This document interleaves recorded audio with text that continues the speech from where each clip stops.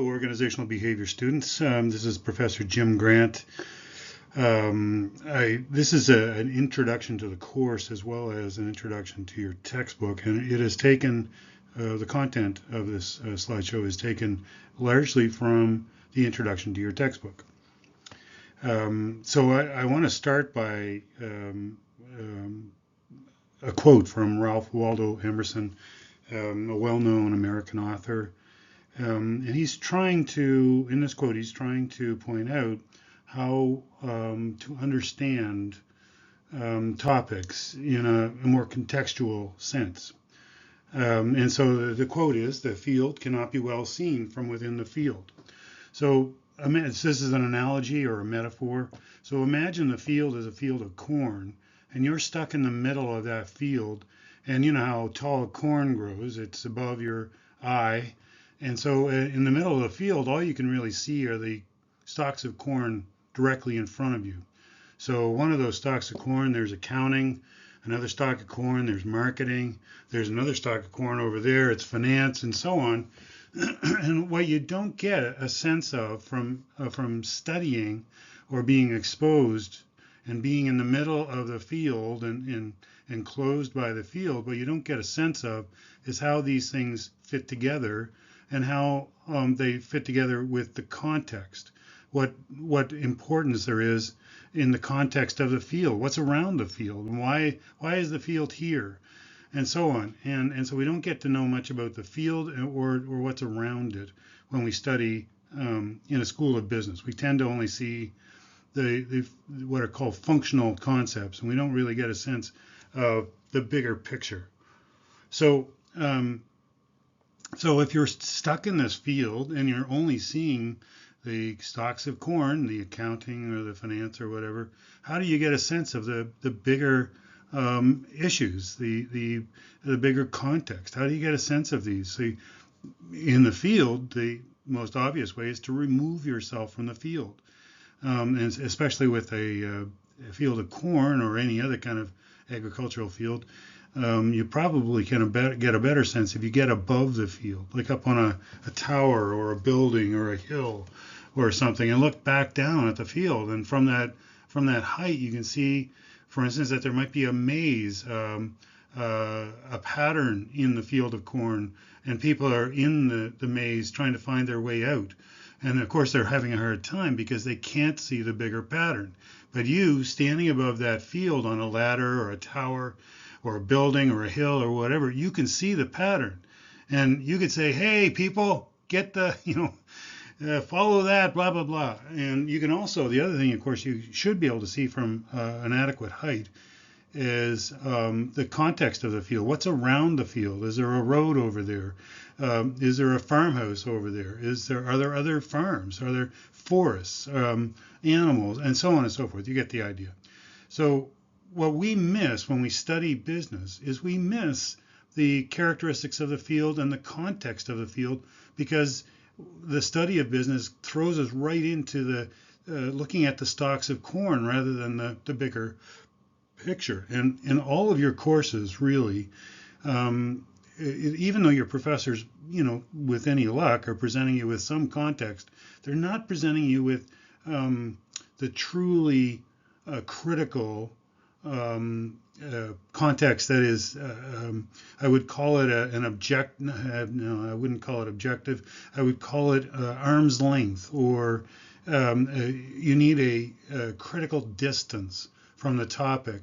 And studying business generally does not give you that. So what I'm going to try to do in this course is show you how to do some of that critical distance. Many of your professors, by the way, have no idea what any of this stuff means. So you're going to be, if you listen carefully, you're going to be well ahead of even many of your professors in this business school.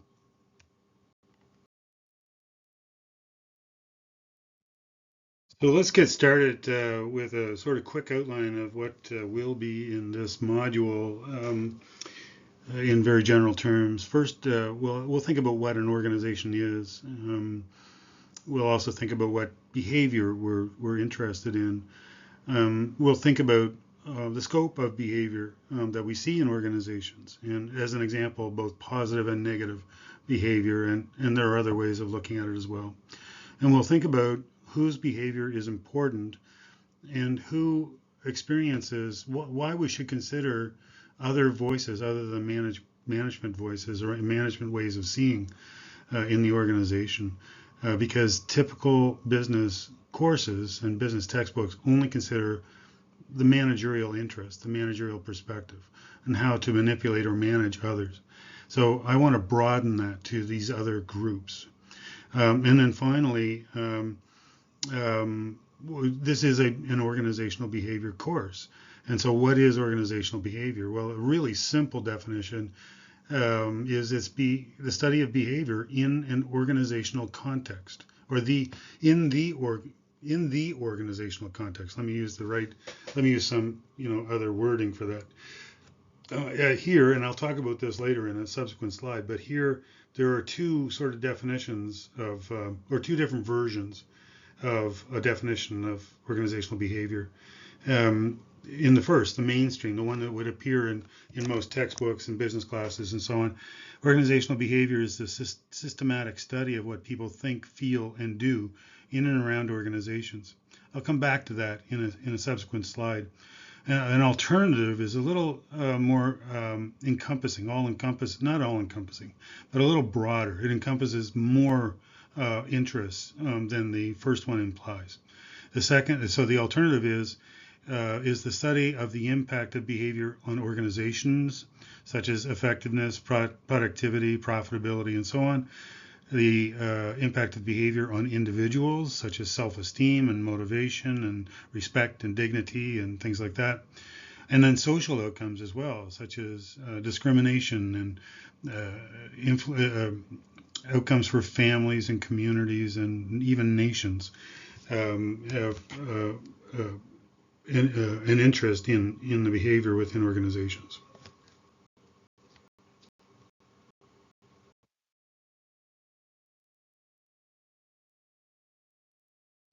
So to give you a sense of what we study in terms of behavior in an organizational context, this is the result of a study done by myself and Dr. Terry Wager. It was published in quite a number of years ago in a handbook on international human resource management. I can show you the paper if you're interested, if you remember, or remind me to bring it to class. So in this study, and there are some notes, by the way, below the slide in the file, in the PowerPoint slide, that do explain this slide a little bit better than I'm going to. But this was a study of a group of employees' intention to quit. So we surveyed this group of workers. I think they were graduates of the St. Mary's University business program. And we questioned them. We used this, what's called a psychometric, a survey. We questioned them about their attitudes toward things like the workplace climate, the place where they worked, and its climate, whether it had a grievance procedure, whether they prioritized organizational cost cutting, and things like that. And then we also were interested in how these things related to their intention to quit. So why did we measure intention to quit, it is measured with a psychometric, on a scale of 1 to 5, let's say, how likely are you to want to quit, or something like that. And we would measure the differences in response among a large number of respondents to these factors, how they feel about these different factors in their workplace. And so we'd be trying to determine which of these factors influences the most their attitude toward quitting their employer. If we can reduce their intention to quit, then that organization will likely have fewer quits. Fewer people will quit the organization. So we measure intention to quit, it's a psychometric, instead of actual quits, because it's difficult and expensive to measure, to do all of this with respect to actual quits. just put yourself in the shoes of a field researcher and imagine how you would possibly gather that kind of information. It wouldn't be in the numbers, by the way, number of observations you would need to do statistical analysis on them. It would not be easy. Smaller studies can be done, but larger studies like this one, and I don't remember the exact number of observations we had in this particular study, but I would guess it was close to 200. That would be very difficult to do on a quit by quit basis. So we look at their attitudes through psychometrics. And I'll draw your attention to organizational cost cutting to sort of illustrate how this works.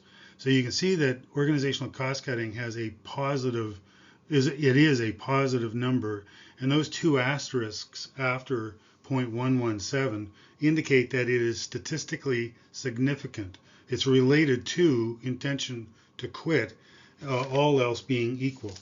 And so what it says is that if your organization is engaged, or in this particular sample case, sample of workers, if their organizations are engaged in cost cutting, the respondent, the worker, has a greater intention to quit, is likely to have a greater intention to quit. And so if we understand that when we go through a cost-cutting exercise, we're likely to encourage people to leave our organization, we better take that into account when we're making managerial decisions. So can you understand, for instance, how powerful information like this could be to a manager in helping them to decide where to put their efforts? It can be very powerful. So that's some of the research that I have been involved in the past. This slide may seem quite out of date. In fact, it is. But the numbers, whether they're still exactly the same today, is irrelevant. The tendency in these numbers is still very relevant, even though it's almost 25 years after, actually, I guess it's more than 25 years after this particular study. But a couple of things that it shows is that it seems that many workers, like 86%, according to this report, I don't think it's quite that high today, but anyway, doesn't matter. 86% report that they're satisfied with their jobs. Well, that's pretty high, isn't it? I mean, that's quite remarkably high. And then the other number I want to draw your attention to is down below. 75% say they are treated fairly at work. However, 40% would not recommend their place of work.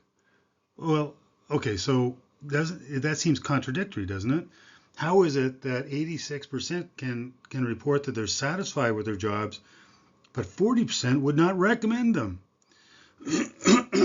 But 40% would not recommend them. That's strange, isn't it? So there are a couple of things that I want to point out. One is, how solid is that number, 86%? We know that workers have a difficult time contextualizing their satisfaction in their particular workplace. One of the problems is, and this is one of the reasons why I teach business management the way I do, is to give you a better sense of the greater context. But many workers don't appreciate that there might be better ways of doing management and organization. And so what does satisfaction mean exactly? If you don't know what work could be in a really good situation, well, you're going to be satisfied with just about anything. So satisfaction really doesn't have much oomph behind it.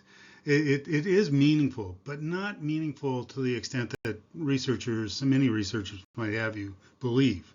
And so what a better measure might be, well, that 40% who wouldn't recommend their workplace as a place for others to work. That's not encouraging.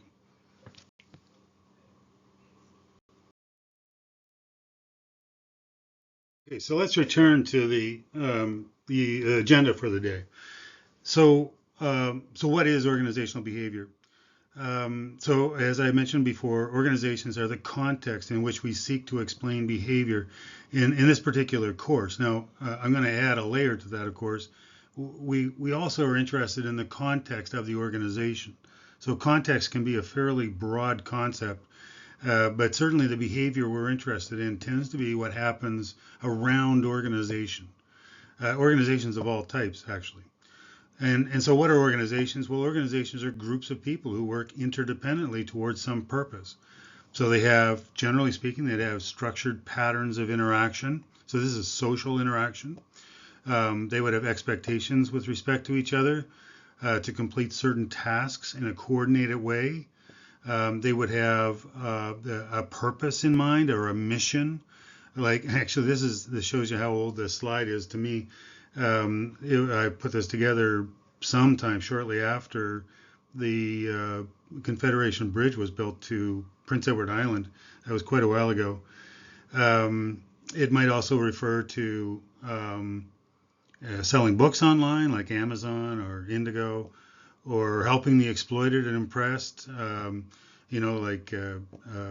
actually just saw there was an event near me this morning in Dartmouth for the unhoused in Halifax, Dartmouth, and so there are organizations trying to help people find shelter. I work, donate money, and sometimes work with Feed Nova Scotia, another organization that helps people who have a hard time feeding themselves and their families. And another thing that can describe an organization, virtually every organization, is that the goals of the organization are not always fully agreed upon. So just let me explain to this a little bit. If you're a worker, your purpose, your mission, is likely quite a bit different than your organization's purpose or mission. Your mission as an individual, as a worker, is probably to earn a living so that you can put a roof over your own head and your families, to ensure you have maybe a vehicle to drive your kids to their activities, to be able to feed your kids, to be able to send them to Acadia University to get an A1 education, and so on, right? And then your organization's mission is likely built around something to do with profitability or productivity or these managerial outcomes, something to do with shareholders. They may not express it that way, but in virtually every business organization, the overwhelming or the overarching purpose is to earn a profit, to increase the wealth of the shareholders. Now, many organizations express some other mission, but at their base, if they're not earning an income, they don't consider themselves fulfilling their mission. So and by the way, that is problematic. I've spoken about that in a previous presentation. That can be very problematic. Like, again, whose interests are we concerned about? So some examples of organizations, well, I will sometimes talk about capitalistic businesses like IBM, Coca-Cola, Microsoft, SpaceX, Google, Ford, GM, Tesla, and so on and so forth, right? These are capitalistic in the sense that owners are people, generally speaking, not connected with the organization, who own shares of the organization, and then therefore share proportionately in the profits or of the organization. There are other forms of business, such as cooperatives. So right here in the Annapolis Valley, there are a couple of interesting cooperatives. One provides our coffee and tea on campus. That's Just Us. It's a worker cooperative. That means it's owned by the workers and managed by the workers. In fact, the workers themselves appoint the managers rather than the other way around. Some other forms of organization that also fit in our category, the Government of Canada, UNICEF, Red Cross, Acadia University, perhaps even this course, and the group of 20 or 30 or 40 students in this course. to some extent, you're also part of an organization. And then other forms of organization you might not normally think about, like your church, your sports team, your family, your community, and so on.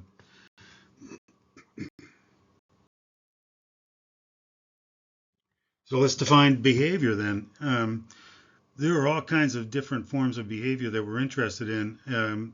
So let's define it as actions or decisions, responses, different ways of describing behavior, choices. And by the way, you're just think about all the choices you've already made today that have an organizational relevance. When you get out of bed, did you maybe check your social media or that postings that arrived overnight, or did you take a shower? Where did the water come from? Where did the heat to heat the water come from? Where did the light come from? Where did the shower come from? These are all things that have an attachment to an organization. So there are all kinds of ways that you have already interacted, that you have already displayed some behavior relative to an organization. And so some examples that we study in the school or in the business academy, and by the way, we do enormous amounts of research in the business academy. It is one of the most researched areas of social science. Forget about economics and industrial psychology and so on. Business academics are prolific in terms of the research they put out. So some of the things, and these are some of the things actually that I've been interested in over the years. I've already alluded to quitting your job. What's your attitude toward quitting your job? What about bullying as a behavior? How about celebrating a sale? And in parallel with quitting your job, how about being dismissed from your job? In fact, one of the reasons I took my first business degree was that I was unfairly dismissed from a job. I didn't know it at the time. I didn't like my experience, but I didn't really understand it. So I went off to a business school to try to figure out what was going on. And the other thing we're interested in, and this may not make sense to students right away, but because, and I did point this out in a previous slide, because it is difficult to observe particular behaviors on an ongoing basis and then collect the data that we're interested in to make statistical analysis relevant, we often use stand-ins for the behavior. So like the attitude toward quitting, our intention to quit is stands in for the actual behavior of quitting our jobs, and that makes it more studied. We can implement those kinds of studies much more effectively, efficiently, I guess I should say, and cost effectively. And so some of the antecedents to behavior that we might be interested in, things like attitudes, which comes to us from psychology, from industrial psychology. In addition, values, personality, perceptions, motivation. These all tend to be concepts or ideas from industrial psychology. And so many of the things we measure in business have a psychological underpinning and are borrowed from psychologists. That doesn't mean I have to be a psychologist to use the tools of psychology. In fact, a lot of my published research is based on the tools of psychology. Not all of it, but some of it anyway. And so we're also interested in both constructive and harmful behavior in organizations, and how those organizations are constructive or harmful to the individual, group, and so on. So this is, as I tried to point out before, this is kind of like a two-way street that we're interested. Not just the effect of people, workers on organizations, but the effect of organizations on people and all the groups that they're related to. And then, as I said earlier, whose behavior is important? And so in this course, we'll consider the behavior and needs of workers, men and women, as well as managers. And we'll also consider, to some extent at least, the needs of non-white individuals. So we'll change the focus of the course somewhat from what is typical. So this is something we can talk about in a subsequent class. But in the meantime, I'd ask you to think about organizations that you've been a part of. Being a student at a university, being a member of your family, being a member of a sports team, or any employment opportunities or you might have had as well.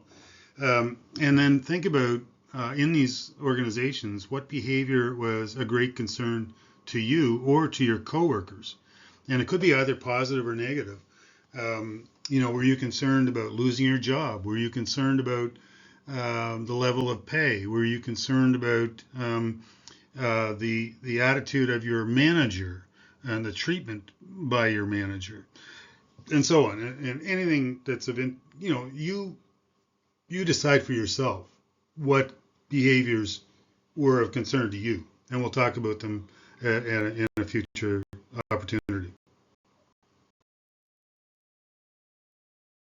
So I already began talking about a mainstream version of a definition of organizational behavior and a critical definition or an alternative. And as I said, when I'm trying to distinguish between what you would get in a mainstream management course versus other ways of seeing the same topic from other perspectives. So I've already talked about the definition from a mainstream perspective. And as I pointed out, I think earlier, what's implicit in that definition is the needs of managers only. So what does a manager need to know to manage employees? And I would add, as I said before, manage or manipulate employees into doing what you want them to do as manager. The alternative, on the other hand, is much more consistent with this course. So it's concerned with the outcomes other than what is of interest to managers. So what is of interest to individuals, such as workers? What is of interest to women or men? What is of interest to communities? What is of interest to white workers versus black workers or other non-white workers, and so on. And so we're interested in this course. We'll consider, how do workers, women, men, and others experience the workplace. So we should also be concerned with the nature of work. And so why? Why are you taking this business course to begin with? Why are you doing a BBA? Work will occupy, in all likelihood, unfortunately, work will occupy a substantial proportion of your lives. Maybe close to a quarter of the hours available to you in your lifetime will be occupied by work. Holy crap, that's a lot of time. Work can also be a symbol of personal value. It can provide social status. It can provide, and hopefully it does, provide economic reward, although it doesn't have to. It can provide other rewards as well, and potential for the future. It can provide friends, gossip, networks, fun, creativity, your identity, even love. People fall in love at work. In terms of identity, for instance, I will forever be a Montreal Canadiens fan. I know that'll be disappointing to some of you, but maybe it won't be. But I have been a Montreal Canadiens fan since I was about 5 or 6 years old. And my grandmother and I would watch games on Saturday night in her living room. My very first hockey jersey was a Montreal Canadiens hockey jersey. So I am forever, even though I don't necessarily like the teams or their performance, I will forever be identified with the Montreal Canadiens.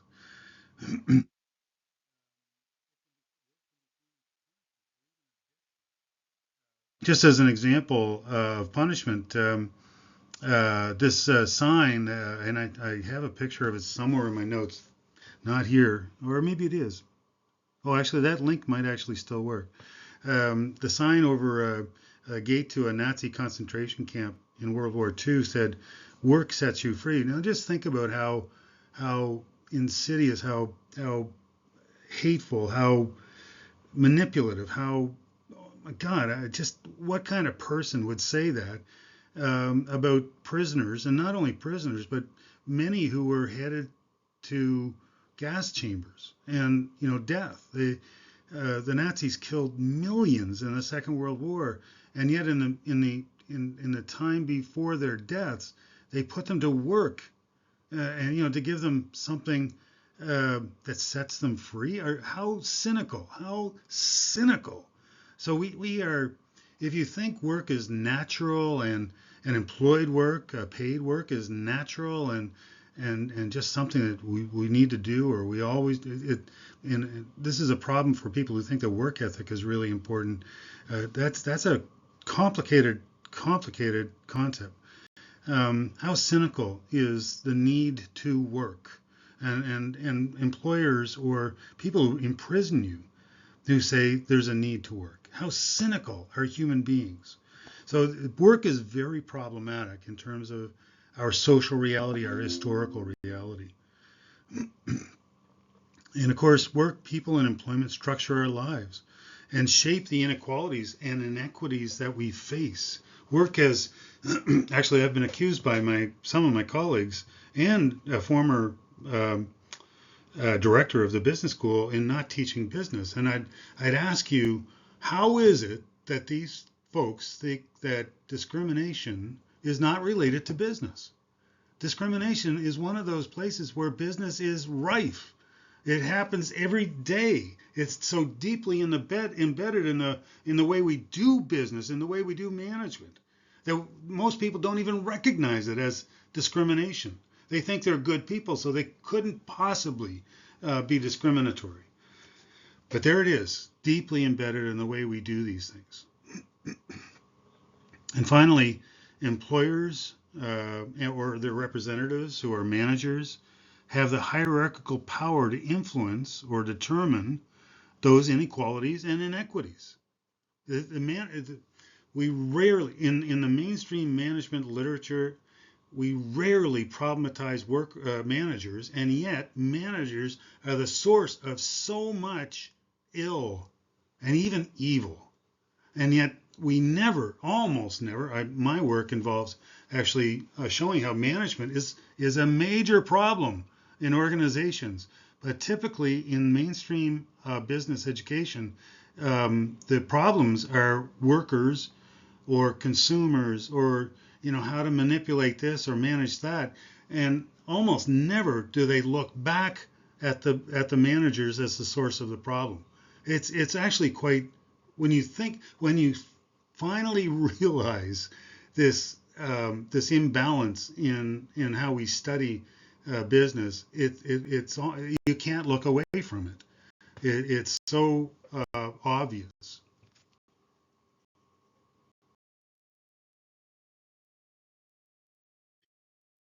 So how do we do this critical or creating distance from the topic? How do we do that?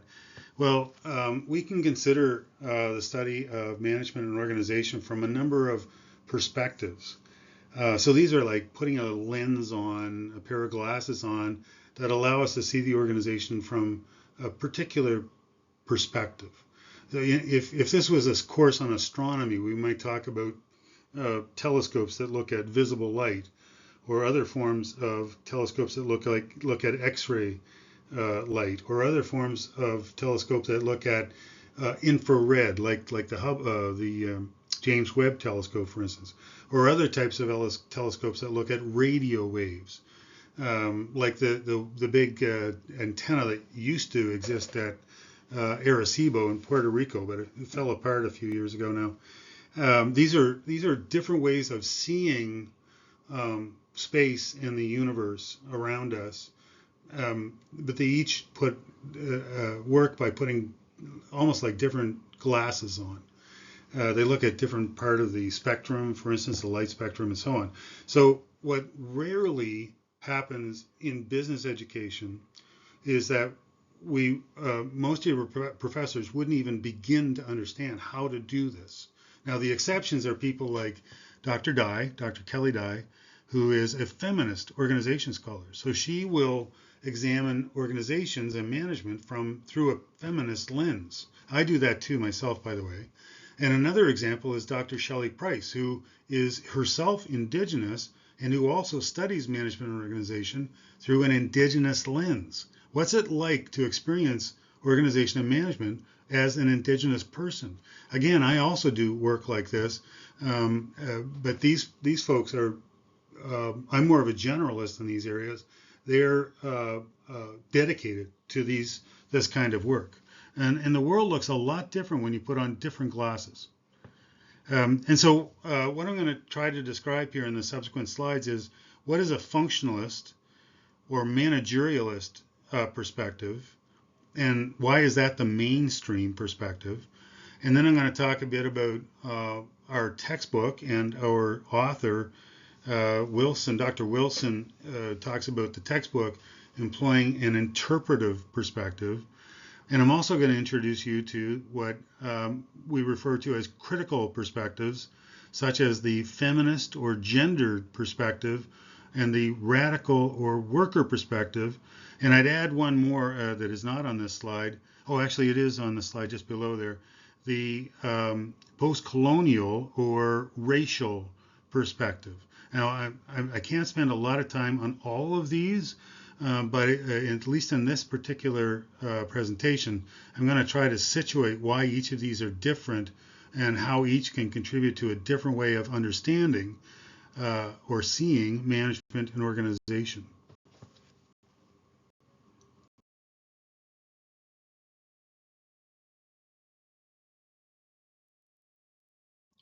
So the functionalist and managerial perspectives are often referred to as the mainstream. Why are they called the mainstream? Well, they're the mainstream because they are so heavily represented in the business academy.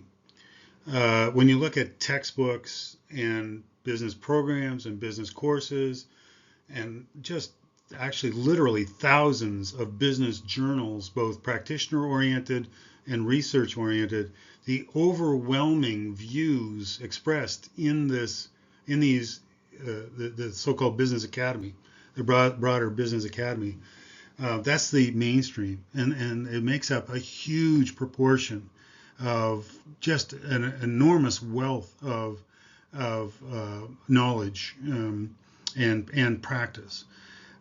So, well, what's underrepresented then is the non-mainstream. These alternative approaches that a good many, vastly most of the of your professors and other professors at other business schools, they're almost all mainstream. And what we're actually quite fortunate at Acadia in the business school, because we have such a large number of people who understand and use the alternative approaches. I've already referred to Dr. Dye and Dr. Price, and I'd include in that our director, Dr. Williams. I'd also include Dr. Weatherby and Dr. McNeil and myself. So that's quite, I mean, that's a good quarter, almost a quarter anyway, of all our professors understand what it means to take an alternative approach. That's quite remarkable in terms of business schools. So you've got a good number of professors who are mainstream, but you've also got a very significant number who are from the alternative or various alternatives. So it tends to be, the mainstream tends to be functionalist and managerialist. So it sees management as a function, serving a purpose, managing consensus. Most of what is known about management actually comes from this mainstream approach. The alternative produces a much smaller amount of research and material for management. In the functionalist approach, employees are seen as functionaries, selected, trained to pursue organizational objectives, clearly defined, unproblematic. And organizations are seen as unitary wholes of order and consensus. Now, the problem with the functionalist approach is that it's not very realistic. So we'll talk more about that in a few minutes here.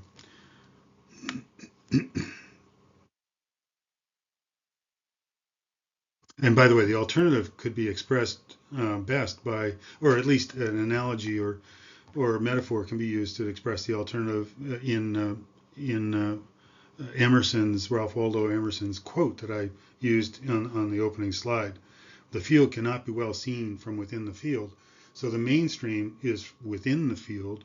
The mainstream is accounting and so on, those stalks of corn that are right in front of us, but they don't tell us much about the field or the context of the field. And so the alternative or critical approaches take us outside of the mainstream so that we can get a better sense of what the mainstream means to the human condition.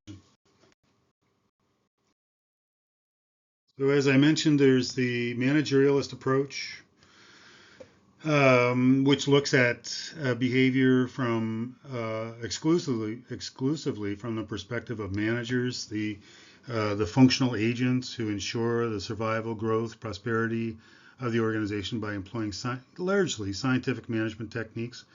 They're the emphasis of a managerialist approach tends to be, and this is part of the problem, tends to be technical and doesn't spend as much time as it should thinking about social relations. So if you think about a technical approach as opposed to a social approach, that can very nicely define some of the problems of the business school.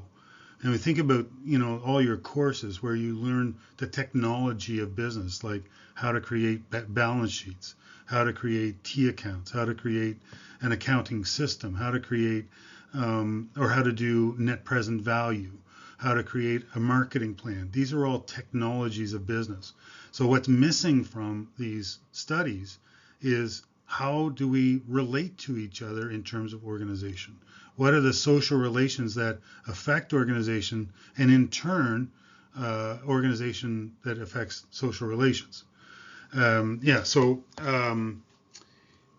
that's enough about that. So managerialism then is an ideology which assumes the need for one occupational group, managers, to coordinate or control the aims and activities of other occupational groups. It's concerned with efficiency, such as ideas such as productivity, profitability, return on investment, and so on, a whole bunch of ways to describe the efficiency of the organization. It's explicitly problematized, while control of workers is implicit in the behavior of managers. One of the great contradictions of managerialism, that need for control often undermines the quest for efficiency. And likewise, efficiency undermines the need for control. If you're always trying to get efficiency out of your workers, they're likely going to begin to resist, which means that management begins to lose control. So their management quite often fails to see the need for balance between the needs of managers and the needs of workers and the needs of the community and so on. They think because they take a technical approach, they think they're not responsible for these social relations.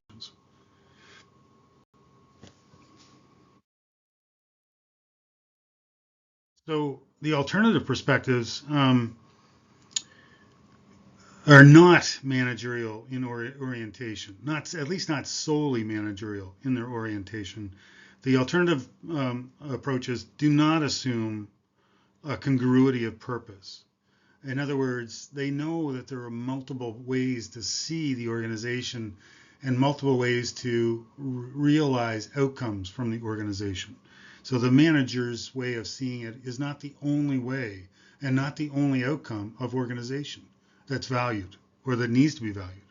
It does not assume that workplaces are unproblematic. The conflict and difference are natural. They're innate to being human.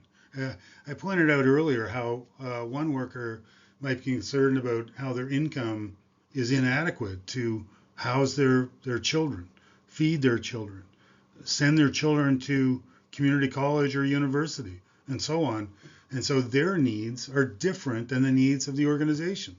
The manager might be trying to maximize or optimize profitability, but the worker has needs that, conflict with those needs. The alternative perspectives also do not accept that the performance of all organizations can be optimized by the application of generic management skills and theory. You're not going to there is no secret formula, I guess. You can work toward better, but finding an optimal way to do things is virtually impossible. And yet, perfectionism sort of is rife within the managerial community. So there is no one best way to manage in all situations. Each individual can find a different way through the problems, through the issues. And it does not accept that academic knowledge can tell us how to act or what to do next.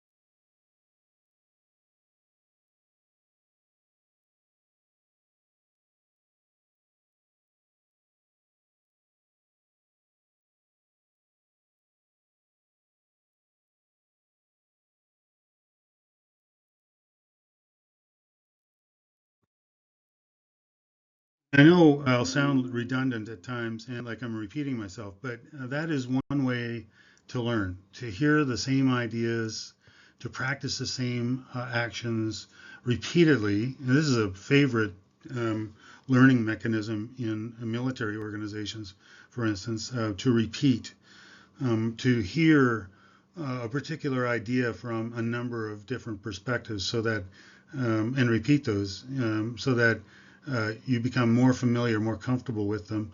And I would argue, by the way, as well, and I have had this kind of experience as well, that what you really need to do is sit down when you write your reports or your proposed answers for test questions. That you use this language. You will learn it much more effectively when you use it yourself to explain yourself. So both in writing and orally, you really need to begin to use these ideas. And so it's not only repeating it from me, but repeating it in the sense that you use it in your own efforts, in your course.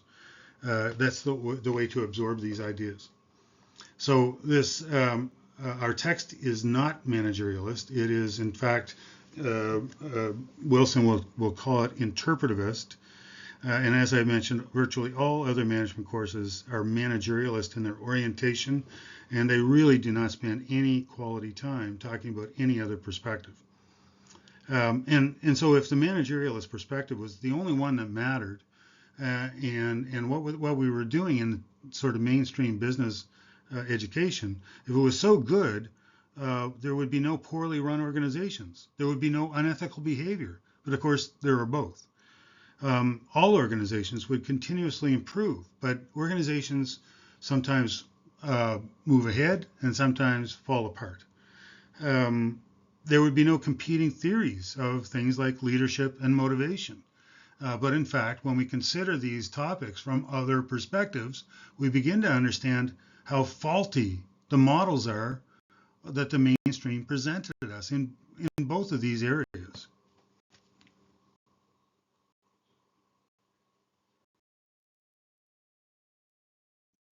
So, what is the benefit of a critical approach?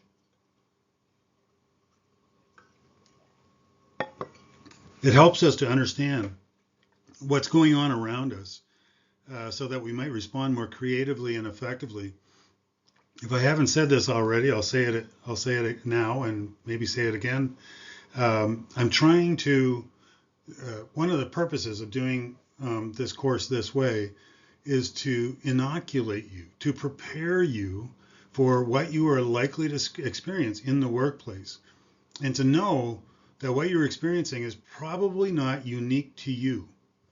And so knowing it's not unique to you, it will help you understand that there are ways to respond.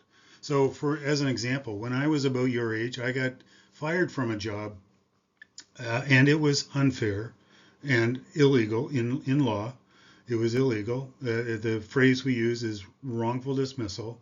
But I didn't know at the time that it was wrongful. I didn't know that I had legal rights that I could have fought this dismissal on. And so in hindsight, having known that, if I had known that, I would have sued that employer. And I was when I was your age, I had already encountered two job places where I had been treated badly, illegally. In one place, they withheld wages. Actually, in both, I guess, examples, they withheld wages that I was, but it was sort of two different situations. And I didn't know that. I didn't know that I could go to court and sue them and get money and so on for their bad behavior. I do now, of course. It should help us to understand why management is so often ineffective. So if we are managers, for example, um, how can we respond differently? Why do managers so often and management so often produce unwanted social, psychological, and political outcomes? And one of the frequent sort of observations I realize, I guess, is that managers largely aren't bad people, but they are ignorant. They are often lacking awareness of things like legal rights, of other perspectives. They lack this sort of training, and so they make choices that are, that can be harmful. Many times, as I said, just check a good business publication. You will find over and over and over again that management makes plentiful mistakes. It should also help us to identify alternative approaches. So I've also already mentioned how it would, a worker's perspective would suggest a worker co-op as a different way to organize, a different relationship between worker and the organization.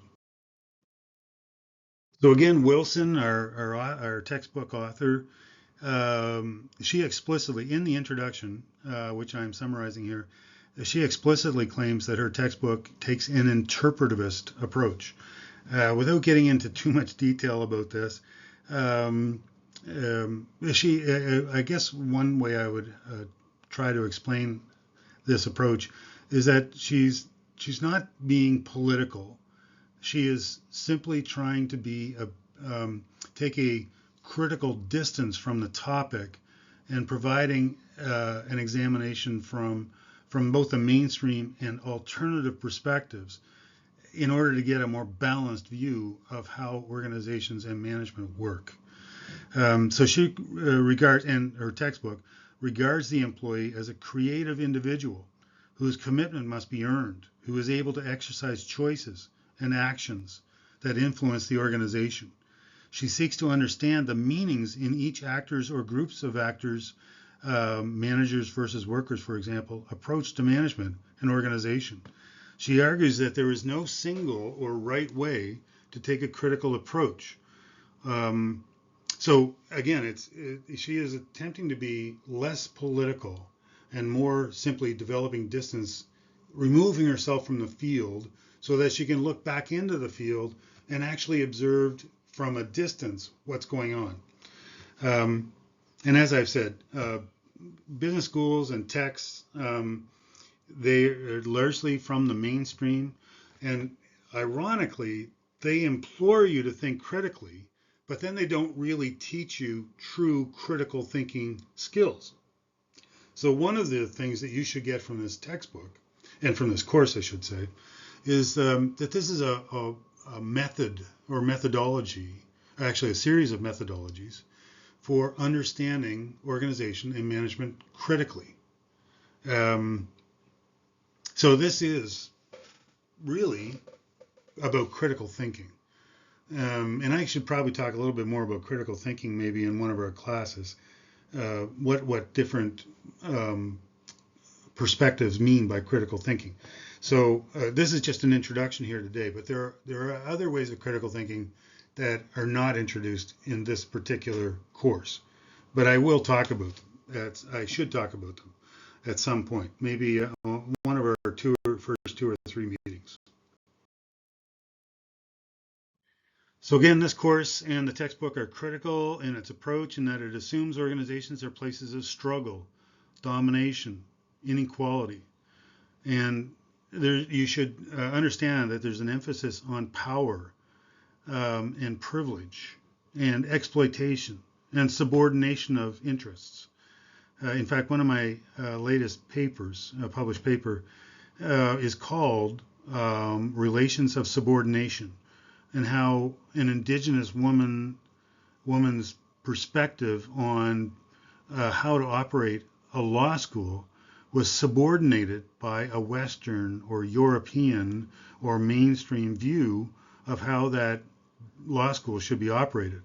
And in fact, the law school was created explicitly to pursue the interests of indigenous people's legal concerns and legal approaches.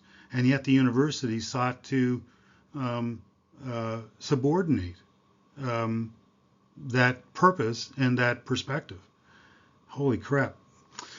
We ask you in this course and in this textbook, to think about how effectively managers can actually manage. We implore you to stand back, look with a critical eye, and reflect on what you see. So don't react to everything, reflect. You'll have plenty of time to react, but this is one of those times in your life when really it's one of the few times in your life when you should have actual time and purpose to reflect. We refer to it as reflexivity, to think about your political view, your privileged view, your or whatever kind of view, and think about what it means from these different perspectives. We implore you to be aware of how social, political, and historical circumstances condition your ideas and assumptions, and they do. They surely do. We attempt to draw your attention to some places where there is ambiguity and debate, even though the managerial sources assume there is none. I've spoken of the radical approach, which is essentially the worker's point of view. It takes the view that organizations are domineering and detrimental to the worker, not just a place to earn money, but in order to earn money, you have to subordinate your own, largely, you have to subordinate your own needs. And that can be detrimental to your work, your physical health, your mental health, and the fulfillment of your needs. It is the worker's view, the radical view, is concerned with the exploitation of labor. Think about all those third world workers that we pay almost nothing to make our clothing. To what are some of the other things we get from overseas? Clothing is a big one, huge one. More and more we subcontract to workers in South Asia, Southeast Asia, and elsewhere because they're cheap and because they work for in largely what we would consider inhuman conditions. So we are very good. Oh, I would say minerals, in mining. Canada, I don't know if this is still true, but up till about the beginning of this decade, Canada was a foremost location for the head offices of mining companies in the world. Apparently, in around 2020, about 75% of all mining companies in the world found their headquarters in Canada. By that, and partly because they were able to exploit workers in South America, Africa, and elsewhere for cheap labor and sometimes slave labor. They were able to displace indigenous communities quite often, with the help of locals, by the way. But Canadian companies and Canadian investors are hugely complicit in all of this exploitation of the environment and of labor in many of these places. So, radical approach exposes how workers' thoughts, ideas, and behavior are shaped and controlled by the dominant or managerial approach. And Canada just because we're nice people doesn't mean we're not complicit in these things. It also suggests alternative forms of organization, as an example, the worker co-op. And it also makes it obvious why workers resist. Why don't they just do what we tell them? So here I am pretending to be a manager. Why is it they won't do what I tell them? Well, it's because they have conflicting interests, conflicting needs, and because you're just plain mean, Mr. Manager, and you're exploitative. So the radical approach definition is it's a field of study that looks at the impact of individuals, groups, and structures on employee behavior in organizations. I should say worker behavior. And to understand how this impact is used to control the behavior of workers to achieve managerial ends. So control, manipulation, management, all kinds of ways of saying the same thing. I've also alluded to the feminist or gendered approach, and so this is largely from the woman's point of view. Well, so some of you guys are probably saying, well, what's wrong with us? What's wrong with the men? Well, the mainstream is largely constructed and aimed at men. Men have been the ones in control for decades and decades and decades, and women have largely been, when they are in the workplace, when they're in the organization, they have largely been there to service others. So think about airlines as an example. I know it's a bit different today, but it's still pretty much the same. It's largely the people who serve you when you get on an airplane are almost entirely women. It's been that way for, again, as long as the airline industry has existed. In fact, I'm working on a case study right now involving a former flight attendant with WestJet and how she was sexually assaulted and then exploited and abused by WestJet. And so the feminist perspective helps us to see management and organization as a gendered site, a place where uh, people's gender is shaped. I mean, think about how flight attendants.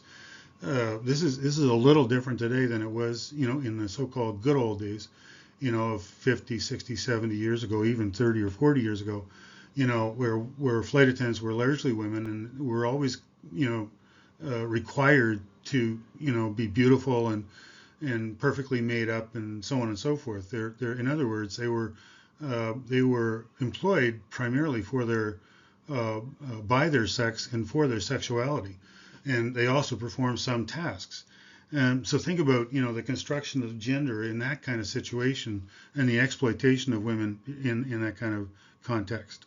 Um, so it's from the woman's point of view, and sometimes, once in a while, it's also from the man's point of view, because men might be concerned as well with how organization shapes their notion of masculinity.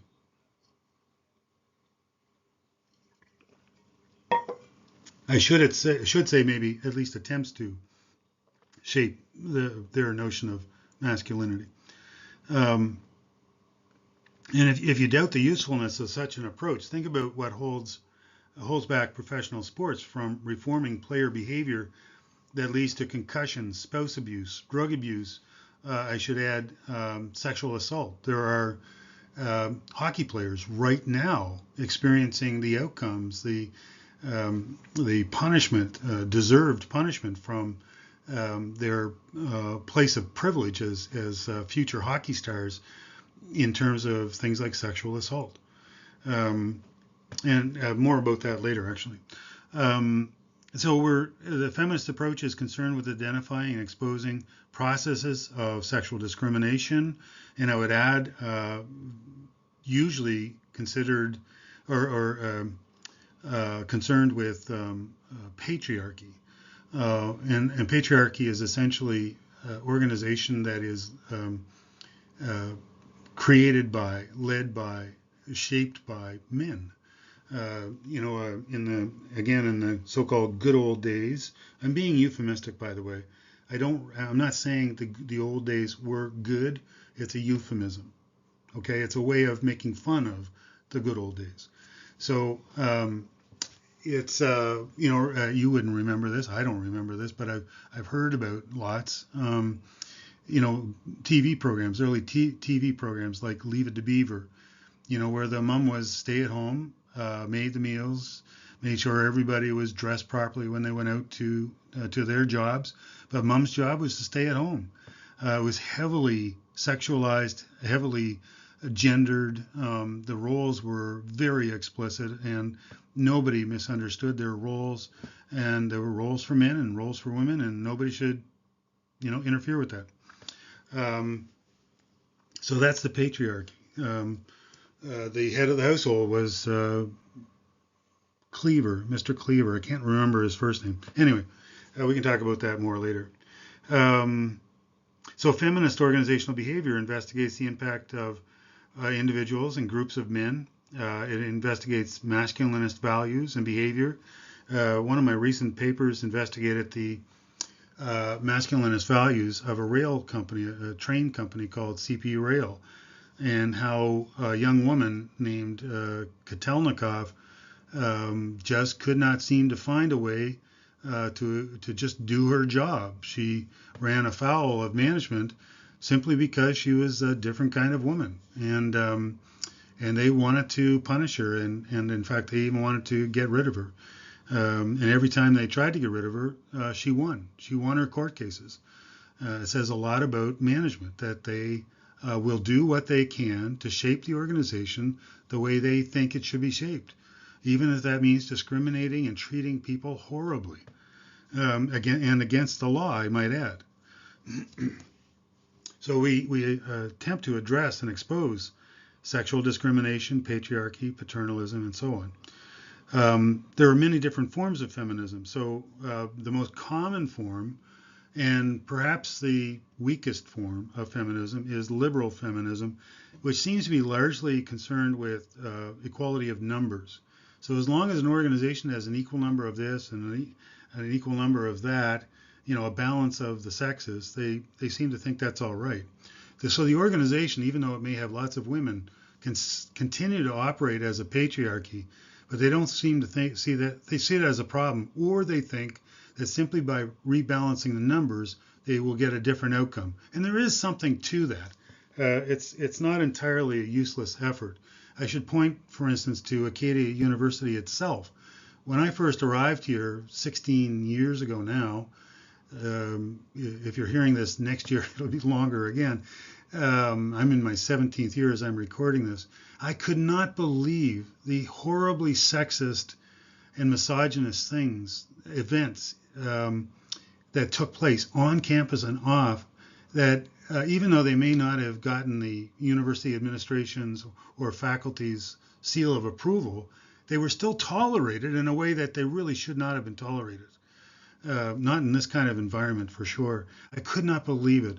Now, at the time, the Board of Governors of the university had about 8 women on the board out of somewhere between 32 and 35 board members. So about a quarter or less of the governors were women in an institution where women make up half or more of the students. So you think about it. Think about the lack of consideration from a woman's perspective when the vital components of the institution are largely male oriented. Is it likely you're going to get lack of attention to some concerns of women compared to the concerns of men? Of course it is. So so the rebalancing in the board is one of the better things the university has done, and some of the horrible things I saw happening have, I think anyway, largely ended. And I'm actually going to try to get your own eyes on this issue at Acadia. I want you to educate me on what's going on the Acadia campus, and I'm planning on an assignment specifically on that point. The critical or radical perspective in feminism is interested in overturning patriarchy. So maybe by creating organizations that are built around the matriarchy, the needs of women. A student who worked at an organization a number of years ago now, actually it was probably only 2 or 3 years ago, around 2020, 21, something like that. She reported that she worked in an organization that was run by women and populated largely by women.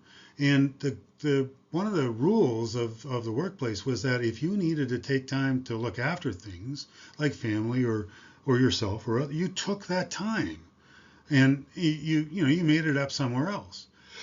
In other words, there was a recognition in an organization run by women that women often had duties beyond the workplace that were just as important as the duties in the workplace.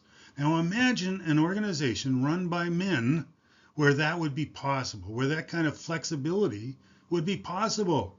I guarantee you that kind of organization is very few and very far between. And I'd never heard of an organization quite like that, but it shows the power of seeing the way we manage, the way we organize through a different lens, a gendered lens, a woman's view of organization. And then finally, the postmodern or post-structuralist.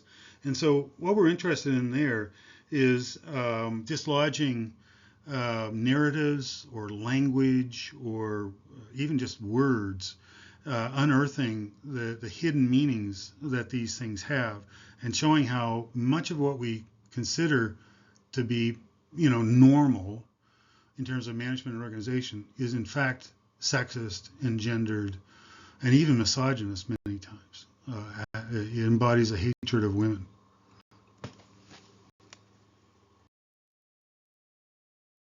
Sorry that this image is missing. It's gone in the course of time. It's disappeared into the ether somehow. But it was basically a picture of a flight attendant, or at that time, a person called a stewardess, a woman, dressed in a skirt with nylons and all that sort of stuff, and checking out her uniform, her pantyhose, her makeup, and so on in a mirror. And the emphasis was on, of course, her sexualized appearance and of course her sexualized uniform, and emphasizing her need to, as a worker, selling her services as somebody who looks appealing and sexualized for the customers and for the other workers, who tended to be pilots, men. And so anyway, I won't say more than that, but of course, next time you fly, have a look at the flight attendants and see how things have or have not changed over the decades. Now, in this course, I'm afraid there's not as much material as I'd like there to be, but I will spend some time talking about what is in the academic field referred to as the post-colonial perspective. And why is it called the post-colonial perspective? Well, many of the places where people of color come from were formerly colonized by the people of Europe. So virtually all of Africa was colonized by people from Germany, Belgium, the Netherlands, and so Spain and Italy, and so on and so on and so on. And in South America, it was largely the Spanish and the Portuguese. In North America, it was the English and the French.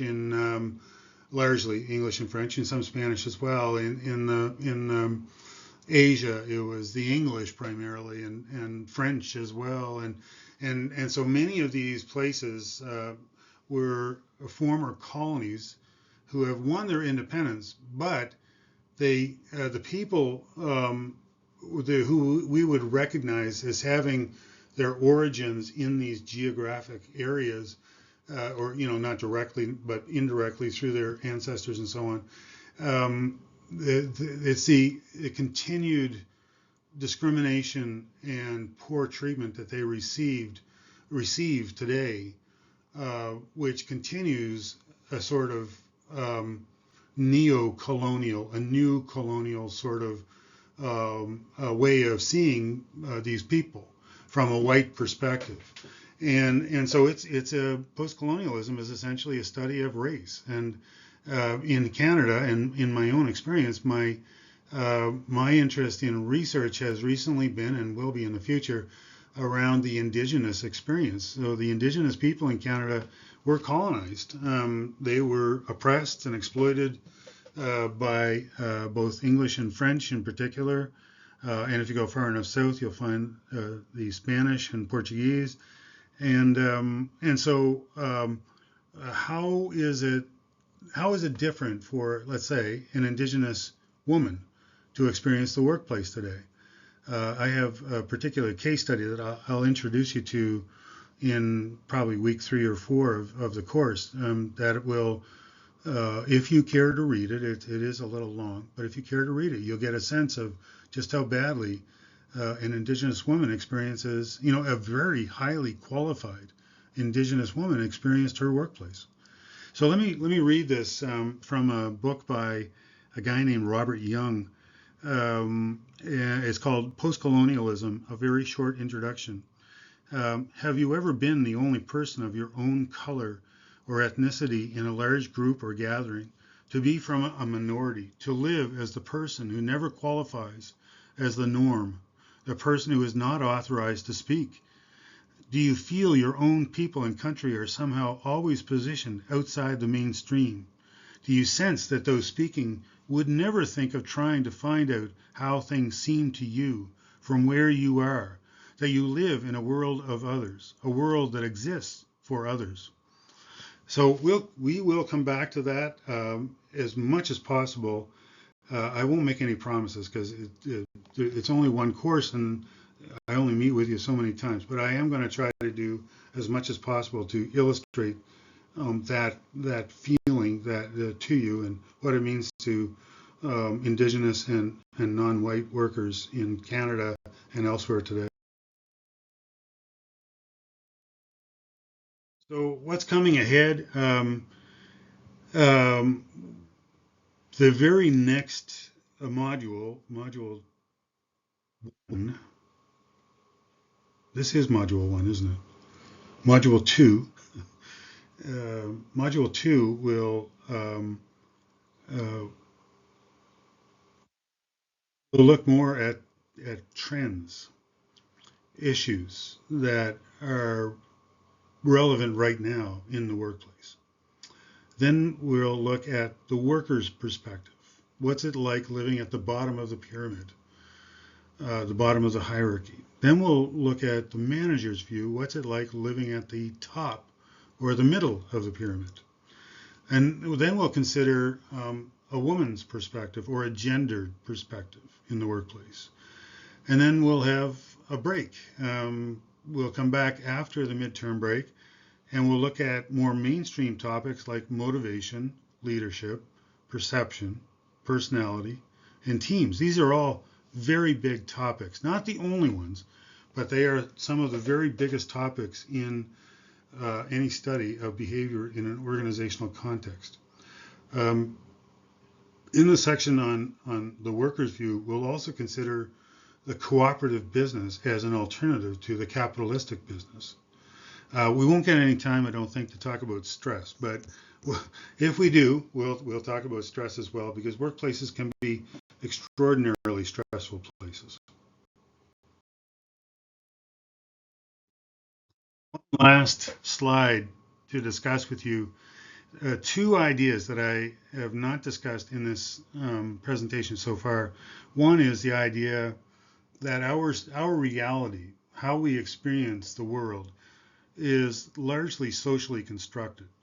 The natural sciences, like physics, mathematics, chemistry, biology, geology, these are considered natural sciences because they're studying the universe essentially essentially without humans in it. So physics doesn't change because humans are in it. Physics is physics. Biology is arguably changing because of humans, because of course now we can manipulate the code of life. But largely biology is also about, the earth, but also, I mean, there's a whole branch of biology called exobiology. Not very many people practice that yet, but they're studying the possibility and looking for the evidence of biology outside of Earth's environment, like on Mars, as an example. There's some evidence that life might exist on Venus, in the clouds of Venus. There's some evidence that life might exist on the moons of Jupiter and Saturn, Europa and Enceladus. There's evidence that, and I would bet at least 50-50. I would give you at least even money that there is life on Mars. It's not going to be easy to find, but there is liquid water on Mars, and anywhere we go on Earth where there's liquid water, we find life. Anyway, so that's those are the natural sciences, but the social sciences, and business is a social science, they depend on social relations. And so all these of your professors who study business from a structural point of view, they're not really considering social relations in its full sense. And so what's missing from much of your study in business is that so much of our reality is socially constructed. It isn't universal and it isn't natural. Your reality is constructed by people, between people. And so that's what we refer to as social construction. So our social reality, anything other than nature, is constructed or produced and reproduced in the choices and actions we take in society. And in this way, we're all complicit in the production of social reality. Nobody can say, well, that's not my responsibility or that's not my fault, because we all participate in the construction of our social reality. And another idea that I want to present here is the idea of, I guess I did present this earlier a little bit anyway, reflexivity. Keeping in mind and reflecting on the social, historical, and political context of management knowledge and practice, and how context and interests or power shape our knowledge and practices. So more about these things as we go.